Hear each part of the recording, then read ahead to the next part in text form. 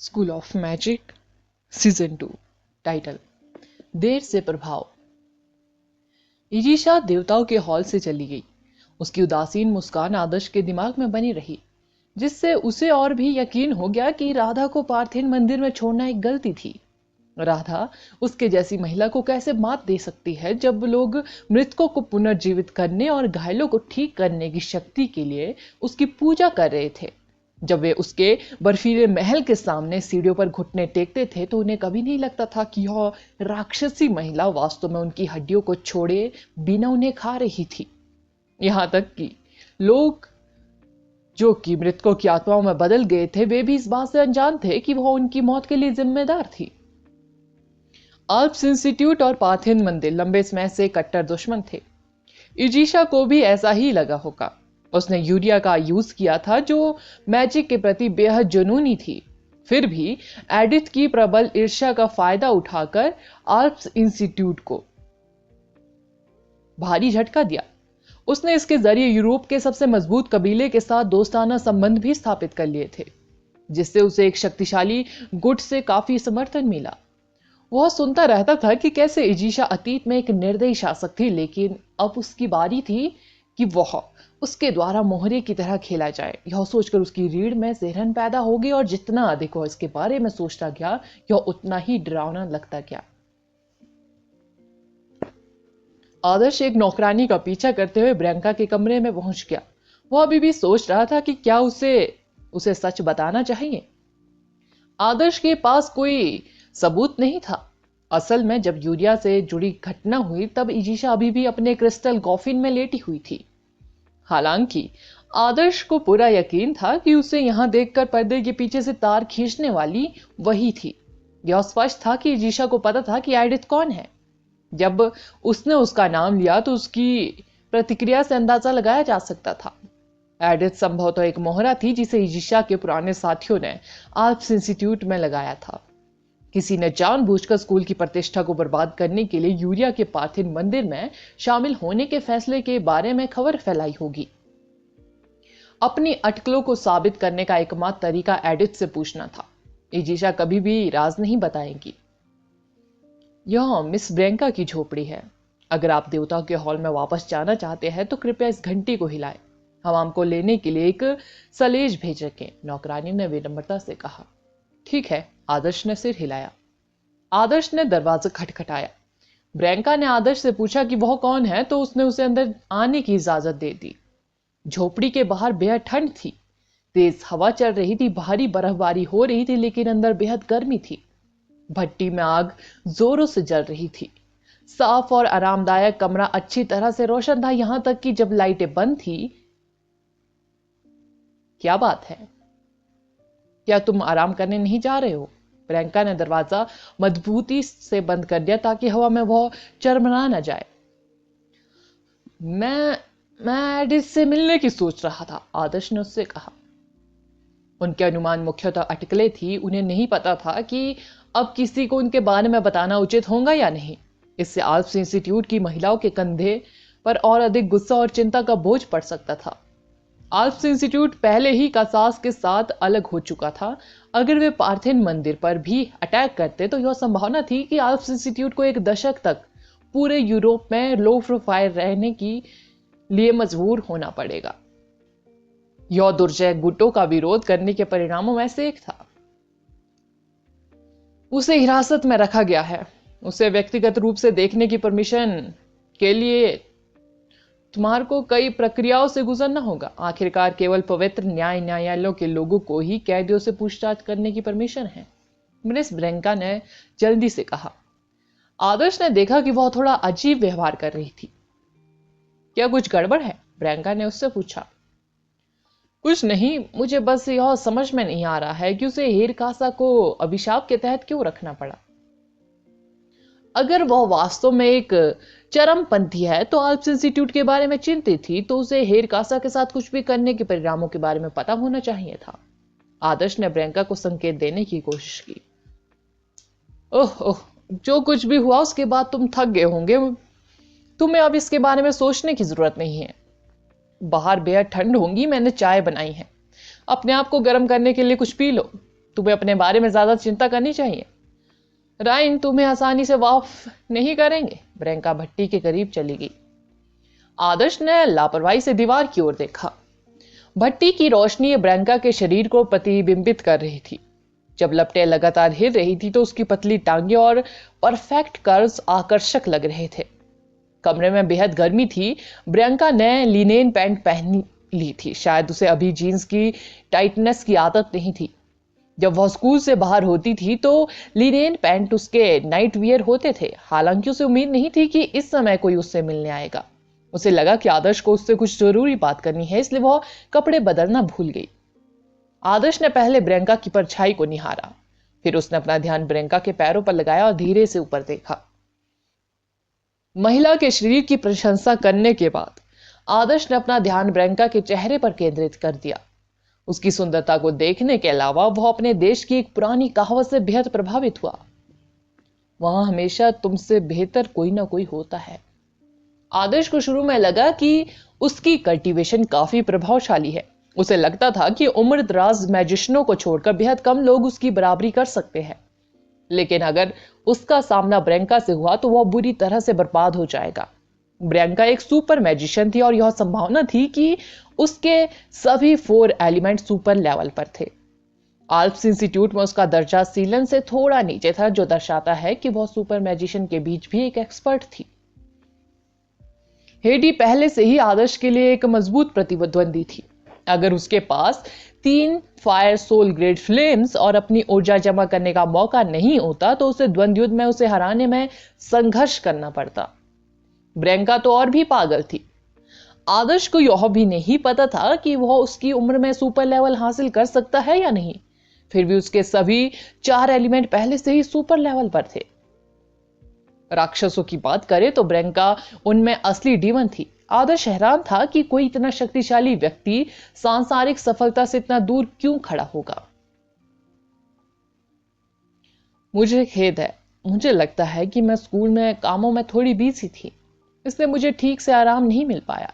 या शायद यहाँ मौसम बेहद ठंडा है, मुझे थोड़ी बीमार बेहोशी जैसी महसूस हो रही है। प्रियंका ने समझाया जब उसे लगा कि आदर्श ने कुछ नोटिस किया है, क्योंकि वह उसे घूरता रहा।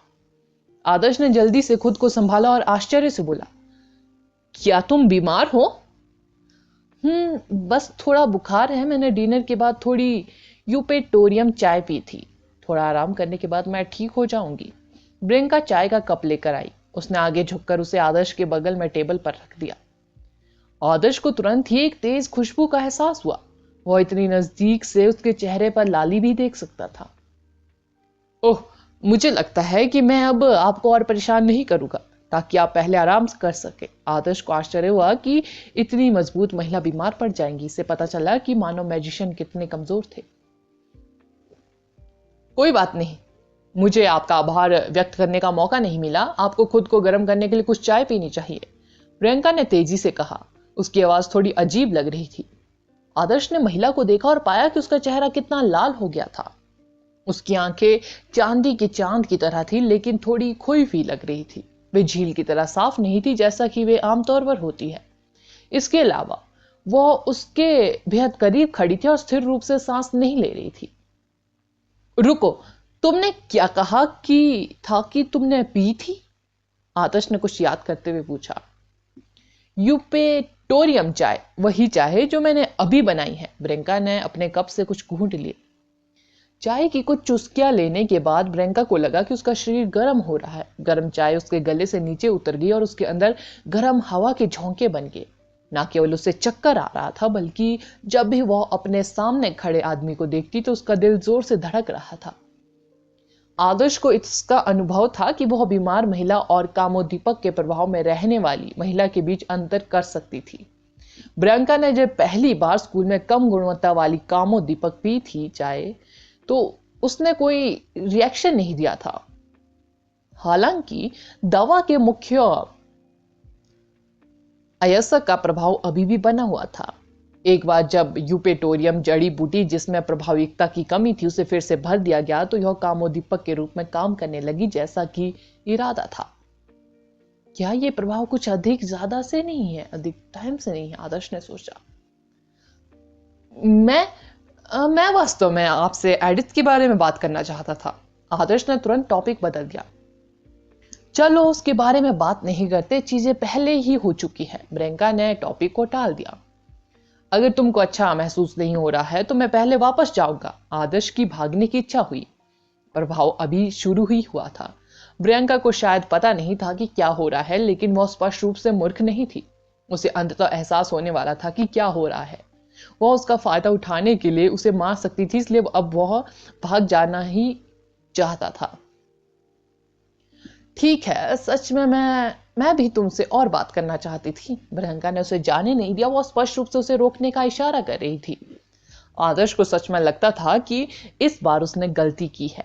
हालांकि उसे उम्मीद थी कि दवा काम करेगी, लेकिन उसे पता था कि इसके परिणाम कितने गंभीर हो सकते हैं। वह बहाव के साथ नहीं चल सकता था। उसकी जान दांव पर लगी थी। हम कल बात करेंगे जब तुम ठीक हो जाओगी, आदर्श ने कहा। क्या तुम मुझसे नफरत करते हो? प्रियंका की आंखें आक्रोश से चमक उठी जब उसने देखा कि आदर्श जल्दी से जाने की कोशिश कर रहा था। प्रियंका आमतौर पर ऐसा कुछ नहीं करती। उसने बेहद ज्यादा काम कर लिया था, अब उसका काम तमाम हो गया था। नहीं, ऐसा नहीं है। मुझे लगता है अब तुमको आराम करने का समय चाहिए, क्योंकि देर हो रही है, इसलिए मेरा आपको परेशान करना सही नहीं होगा, आदर्श ने अजीब तरीके से कहा। प्रियंका उसके ठीक सामने खड़ी थी। वह उसे एक तरफ धकेल कर नहीं जा सकता था। वह कह रहा था कि उसे जाना है, फिर भी उसका शरीर बेहद ईमानदार था। उसके लिए अपने पैर हिलाना मुश्किल था। पुरुषों के शरीर गंभीर रूप से कष्टकारी थे। युवावस्था से ही उन्हें ईश्वर से आने वाली एक वृत्ति के साथ दिमाग से धोया जाता था, ताकि हर महिला को जमीन पर गिराया जा सके। ऐसे में पुरुषों के लिए प्रलोभन का विरोध करना बेहद मुश्किल था। यह पानी पीने की इच्छा का विरोध करने जैसा था। विरोध करने के लिए जिस इच्छा शक्ति की जरूरत थी, वह किसी की कल्पना से परे थी। यहां तक कि सुबह जल्दी उठना भी कई लोगों के लिए एक बड़ा संघर्ष था। इंसानों को खुद पर कंट्रोल रखना सीखना पड़ा, अन्यथा वे जानवरों से कितने अलग थे। हालांकि यह सिर्फ खुद पर कंट्रोल करना और अपनी इच्छा पूरा करना ही नहीं था, बल्कि परमेश्वर के खिलाफ विद्रोह करना भी था। आदर्श को लगा कि वह फटने वाला है। वह इस तरह से प्रताड़ित होने के बजाय कुछ और रेड कार्डिनल को मारना पसंद करेगा। क्या हुआ? क्या तुम्हें भी अस्वस्थ महसूस हो रहा है? प्रियंका ने भोलेपन से पूछा जब उसने आदर्श का रिएक्शन देखा। आदर्श को लगा जैसे उसके शरीर में चींटियां रेंग रही हो। वह आसानी से एक कदम आगे बढ़कर खुद को राहत दे सकता था, फिर भी उसने एक संत होने की कसम खाई थी। कैसे? वह आसानी से अपनी इच्छाओं के आगे झुक सकता था। उसे याद आया कि दरवाजा अंदर से बंद था। प्रियंका ने हवा को कमरे में प्रवेश करने से रोकने के लिए दरवाजा कसकर बंद कर दिया होगा। हाँ, मुझे इतनी छोटी सी बात क्यों याद रहेगी? School of magic next episode title, तुम गलत कमरे में आ गए। बर्फ आसमान में नरम नरम की तरह गिर रही थी। भट्टी में आग की चिंगारी भड़क रही थी, जोश से जल रही थी। वे एक दूसरे की भारी सांसें सुन सकते थे। दुनिया में किसी भी पुरुष को कामोदीपक पर निर्भर रहने की जरूरत नहीं होगी। जब कोई महिला उनके सामने खड़ी होकर भारी सांसें ले रही हो और उन्हें कोमल भावनाओं से घूर रही हो, जैसे कि उसे ढेर सारी सेक्स दवाएं दी गई हो, तो उसे बचाने का एकमात्र तरीका उस पर झपटना और अंत तक लड़ना था। ठीक है, मेरी पहले से ही एक गर्लफ्रेंड है, आदर्श ने अचानक कहा, जैसे उसका दिमाग खराब हो गया हो। हाँ, मैंने इसके बारे में नहीं पूछा, प्रियंका ने कहा। तुमने क्या पूछा? आदर्श ने कहा।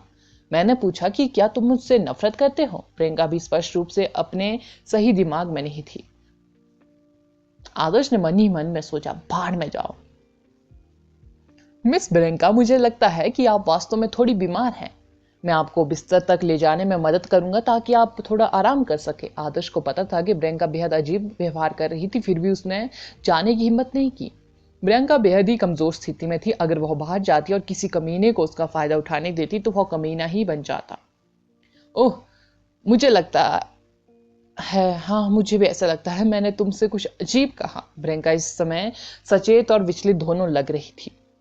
आदर्श ने उसे कमरे में ले जाकर कंबल में उड़ाया। उसने तुरंत कुछ नाजुक अंडरगारमेंट्स देखे। माय, उनके साइज को देखो, क्या वे वाकई उसके शरीर के अंगों को ढकने के लिए पर्याप्त है? आदर्श ने फिर ही मन गुड़गुड़ाया। लेट जाओ, मैं तुम्हारे लिए चाय निकाल कर रख देता हूँ, यह बुखार के लिए सही नहीं है, आदर्श ने कहा। ठीक है। प्रियंका कंबल के नीचे लेट गई। वह एक छोटी लड़की की तरह आदर्श को घूर रही थी। वह शर्मिंदा लग रही थी, थोड़ी खोई हुई, लेकिन थोड़ी प्रत्याशा के साथ। थोड़ी नींद लो और तुम ठीक हो जाओगी। कहीं मत जाना, मुझे तुम्हारी चिंता है, आदर्श ने उससे कहा। जरूर, प्रियंका ने सिर हिलाया। कुछ देर बाद उसने कहा, क्या तुम मुझ पर नजर रख सकते हो प्लीज? आदर्श ने बड़बड़ाते हुए कहा, मेरी जान खतरे में पड़ने वाली है। जब उसने प्रियंका के चेहरे पर उलझन भरी नजर देखी तो उसने तुरंत कहा, मुझे डर है कि यह अनुचित है। प्रियंका ने कहा, सब ठीक है, मैं बस थोड़ी डरी हुई हूं। मुझे बीमार पड़े हुए बेहद समय हो गया है। आदर्श को इस बात की बेहद चिंता थी कि वह बाहर चली जाएंगी। उसने सिर हिलाया और कहा, मैं लिविंग रूम में रहूंगा और कुछ भी हो, ओह, मुझे फोन करने की जहमत मत उठाना, मैं भी बेहद थक गया हूं। जब तक तुम मेरे साथ हो। प्रियंका पूरी तरह से पागल हो चुकी थी। आदर्श को एहसास हुआ कि उसने कुणाल को गलत तरीके से दोषी ठहराया था। जब उसने देखा कि कैसे प्रियंका एक भोली मासूम छोटी लड़की में बदल गई थी। कुणाल कोई शौकिया नहीं था, वह एक सच्चा पेशेवर था। आदर्श वापस सोफे पर जाकर बैठ गया और जलती हुई आग का सामना किया। कुछ देर बाद वह एक तरफ मुड़ा और खुले दरवाजे के छेद से झांका। प्रियंका को घूरता रहा, जो लिनन बिस्तर पर बिल्ली के बच्चे की तरह मुड़ी हुई थी। वह कल्पना नहीं कर सकता था कि इतनी परिपक्व काया वाली महिला बिस्तर पर इतनी छोटी हो सकती है। केवल उसके कंधे और कॉलर बोन दिखाई दे रहे थे। वह इतनी नाजुक और कमजोर लग रही थी जिससे उसे उसे बचाने की इच्छा हुई। आदर्श ने खुद का मजाक उड़ाते हुए कहा, हाँ, ऐसा लगता है अगर मैं अहर्तन बन जाऊं तो मैं बेहद बड़ी ऊंचाइयों को प्राप्त कर सकता हूं। वह इतनी महान विदेशी सुंदरी को भी अस्वीकार कर सकता था। फिर कौन सी अन्य चीजें उसे अपनी कल्टीवेशन में सुधार करने से रोक सकती थी?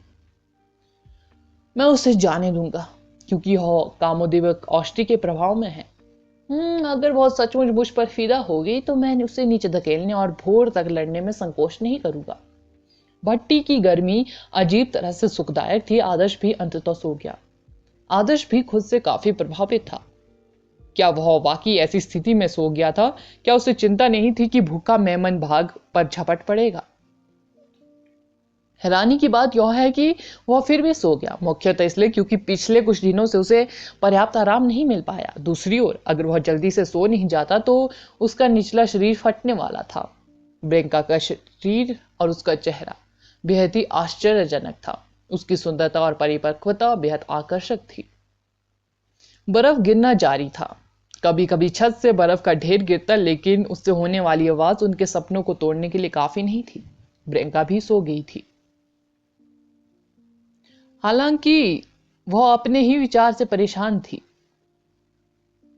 क्या आदर्श की नजर में वह वाकई इतनी साधारण थी? ऐसा क्यों लगता था कि उसे उसमें कोई दिलचस्पी नहीं थी? वह कभी कभी उसे एक बदमाश की तरह देखता था, लेकिन क्या उसके पास सिर्फ इरादे थे, लेकिन उसे पूरा करने की हिम्मत नहीं?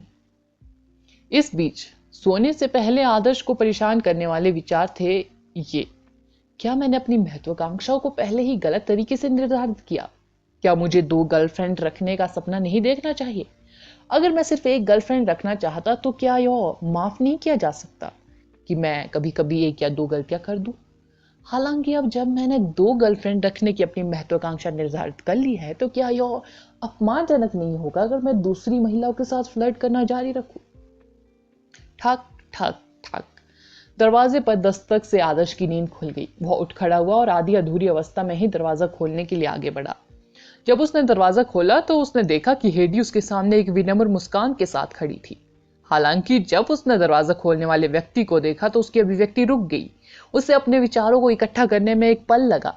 आदर्श को तुरंत एहसास हो गया कि कुछ गड़बड़ है जब उसने उसका रिएक्शन देखा। हालांकि आदर्श कोई शौकिया नहीं था। उसने जल्दी से उदासीनता से पूछा, क्या कुछ गड़बड़ है? तुम इतनी जल्दी यहाँ क्यों आई हो? यह यह मिस ब्रैंका का कमरा है। हेडी थोड़ी भ्रमित थी, वह थोड़ी घबराई हुई लग रही थी। आदर्श ने कहा, ओह, वह अच्छा महसूस नहीं कर रही थी और इस कमरे की भट्टी काम नहीं करी थी, इसलिए मैंने उसके साथ कपड़े बदले। देखा, तुमने मुझे बेहद डरा दिया। तो तुम्हारा कमरा कहाँ है? मैं मिस ब्रैंका को ढूंढ रही हूँ। हेडी ने राहत भरी सांस ली। आदर्श ने कहा, दक्षिणी स्नो क्लिफ पहाड़ी झरने के पास आखिरी कैबिन मेरा कमरा है। ठीक है, शुक्रिया। हेडी ने सिर हिलाया। वह संदेह से बाहर निकल गई। आदर्श ने धीरे से दरवाजा बंद किया। आपका स्वागत है। दरवाजा बंद होते ही वह सीधे ब्रेंका के बिस्तर पर चला गया। महिला स्पष्ट रूप से जाग रही थी और उसने हेडी की आवाज भी सुनी थी। उसे कल रात जो कुछ भी हुआ था वह सब अच्छी तरह याद था। उसने तुरंत आदर्श को दोष नहीं दिया, बल्कि आदर्श को बड़ी आंखों से देखा। वह बेहद खोई हुई थी। उसने अपनी प्रतिष्ठा को बेहद गंभीरता से लिया। तुम किसका इंतजार कर रही हो? इसे पहनो और दूसरे रास्ते से मेरे कमरे में जाओ। आदर्श को इससे कोई फर्क नहीं पड़ा। उसने कंबल को ऊपर उठाया और ब्रेंका के हाथों में एक बड़ा कोट थमा दिया। ओह! ब्रेंका ने जल्दी से कोट अपने ऊपर लपेट लिया। वह आदर्श के झूठ को सच साबित करने के लिए जल्दी से वहां चली गई, मानो उसने वाकई कोई बेशर्मी का काम किया था। आदर्श को ब्रेंका को जाते हुए देखकर बेहद आश्चर्य हुआ। उम्मीद है कि वह यह नहीं सोचेंगी कि उसे नशीला पदार्थ देने के लिए बहुत जिम्मेदार था, अन्यथा वह मर जाएगा और उसकी लाश भी नहीं बचेगी। अरे वाह, वह कौन सा मूर्ख था जो उससे कामोद्दीपक औषधि देने की सबसे बुरी योजना लेकर आया था। अगला एपिसोड जानने के लिए बने रहे मेरे इस चैनल के साथ। Thank you.